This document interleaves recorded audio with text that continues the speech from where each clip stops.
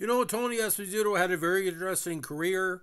He not only represented Canada at the Summit Series and at the World Championship, he represented Team USA at the Canada Cup in 1981, kind of a mixture of American and Canadian because he grew up in the Sault Ste. Marie area, which of course borders the States.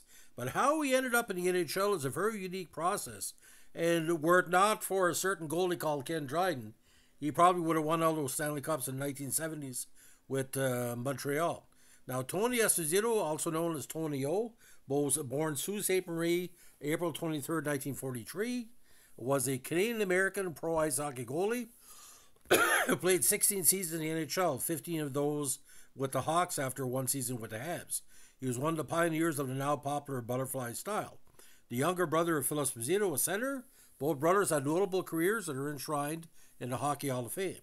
Espo was a famous number 35 jersey, was retired by the Blackhawks in '88, and of course his Jason-style mask will live on forever. Now Esposito won the Vezina Trophy, then award to the goalie of the team which allowed the fewest goals in the regular season 3 times, most notably in 1970 when he recorded the modern since 42 NHL record of 15 shutouts in a season.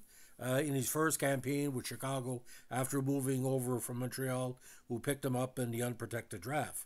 He was also awarded the Calder Trophy as the best rookie in the league that season, despite playing more than 2,000 games with Montreal the year before. He was named to the league's first All-Star team 3 times and the second All-Star team 2 times, and served as one of Canada's 2 goalies in the 72 Summer Series between Canada and the Soviet Union, where fellow former teammate Ken Dryden was the other starter.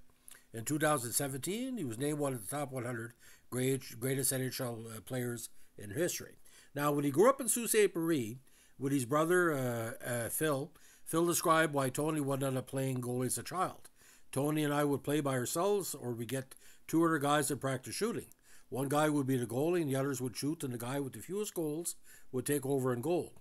Tony won't like me saying this, but he always lost. I guess you could say that's how he wound up as a goalie. He played college ice hockey for Michigan Tech, where he was an excellent goalie for a number of years.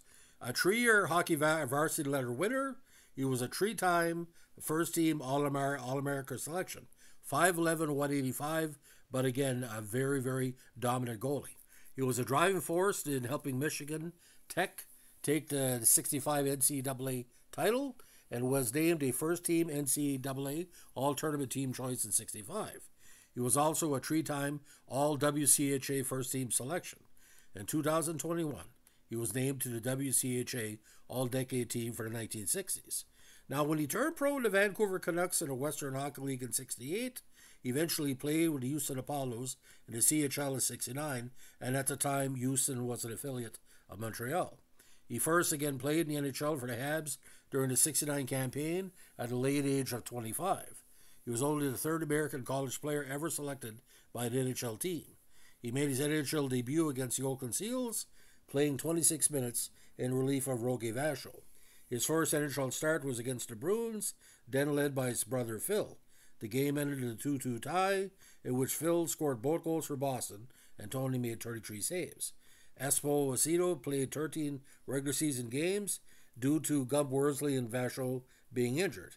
However, Esposito returned to the minor leagues when they both returned from their injuries. Worsley was injured again during the playoff, so Espo was called again. He served as a backup to Vachon, dressing for all 4 games in the finals as Montreal won the Stanley Cup, with Esposito having his name engraved on there as a winning member. Now, they had Worsley, Vachon, Philip Beer, Ken Dryden. DeJourdet was in the mix as well. Before that, Cesar Maniego and Charlie Hodge. So it was a very, very crowded cage.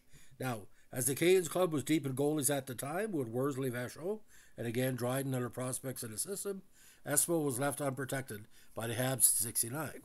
Now, for the 69-70 season, Montreal claimed him Blackhawks claimed him from Montreal on waivers, known at the time as the intra-league draft.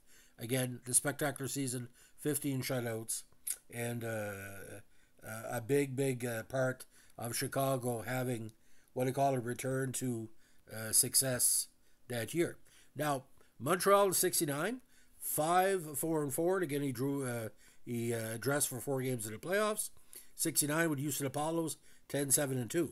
And his campaigns with Chicago, the first 6 were tremendous. 38, 35, 31, 32, 34, and 34 wins. Very strong, and then 30, then 25. And he also played in the playoffs for Houston in 69 with the Apollos, losing his only game, giving up 3 goals. But the Vancouver Canucks in 68, again, the big 63 games, 25, 33, and 4. Now, the idea about Esposito, the best can be described in the fact 72, they wouldn't have won the Summit Series without him because Dryden was having a real hard time against the Russians. But I think he'd be better off if Boston would have picked him up as their starting goalie. I think he would have done a lot better with Phil in front of him. And the thing is, with Chicago, they were Stanley Cup contenders for most of the 1970s, but 71 and 73, playing Montreal, they couldn't combat with Montreal on a defensive style because with Richard and the other key players, if anybody made a defensive mistake, the puck was in the net. So that was the big difference. So Team Canada International, 2-1-1 in 72, 6-2-1 in 77 for Canada. The first year we're back, and with the States, the Canada Cup 2-3 in 1981, where a lot of the top American players on the team were graduates of the U.S. Olympic program and came along through the Montreal and Ranger system. So Tony Esposito, again, a very interesting path to the NHL. He's missed quite a bit. Passed away of pancreatic cancer a few years ago, but his dedication to hockey has made him probably one of the most respected goalies of all time. But like I said, it's just if you can pick between Dryden and Esposito because Dryden was a little bit better at home, but Esposito was quite strong on the road. But a lot of people felt maybe he should have went to the WHA for a while to get more money because by the time the 73 season is done, Chicago was on the outs. They weren't as strong a team as they were. Not until Denny Savard got there. So, ladies and gentlemen, it's a story about how Tony Esposito became a Montreal Canadien. If you like what you're doing here with our Montreal Canadiens podcast, let us know what to like, comment, subscribe, or share. And it's kind of interesting how it works in sports, ladies and gentlemen. You never know sometimes who's going to make it to the NHL because a lot of people feel that goalies like Esposito are once in a lifetime goalies. So to keep Dryden in there, I think it had to do maybe that Bowman came over. He felt he could work better with Dryden than with Esposito because maybe he felt Esposito's style was all his own. Thanks for listening. Bye.